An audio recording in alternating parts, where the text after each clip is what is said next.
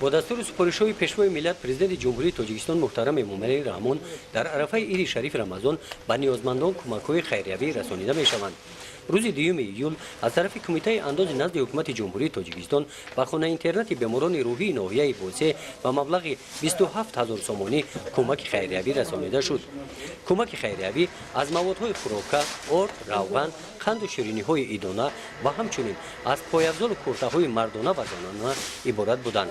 در خانه اینترنت بیماران روحی ناحیه بوسه 220 نفر بیماران از شهر و ناحیه‌های جمهوری زندگی کرده و طبابت فرا گرفته شدند. برای زندگی و طبابت بیماران در خانه اینترنت از طرف دولت همه شرایط‌ها مهیا کرده شده است. نمایندگان کمیته انداز نزد حکومت جمهوری تاجیکستان با باشندگان خانه اینترنت از نزدیک صحبت نموده این تحفه‌های ایدانه را از نام پیشوای ملت پرزیدنت جمهوری تاجیکستان امامعلی رحمان به آنها رسانیدند. در جنوبی اول خدای جان فراری سرش ایسان کنه خدای امید علاج بینم دایم فردا خرسانش و آبال باشه در سرم باز و یبان شون خدای جان پیشوای باشه خدای جان آسمان رو صاف شو بی‌غبار شو دایم همه ما خرسانش خدای جان این شخصانی که با اومدن با خبر گرفتن دستگیر کردن از جنوبی اول میلادور ایشمان میلادور است و آبال باشین آمین الله اکبر.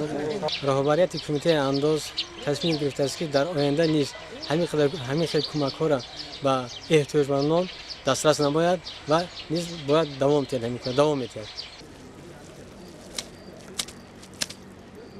نمایندگان کمیته انداز بخشیده به عید شریف رمضان نصف روزی همان روز برای باشندگان خانه اینترنت دسترخوان ایدانه گشادند.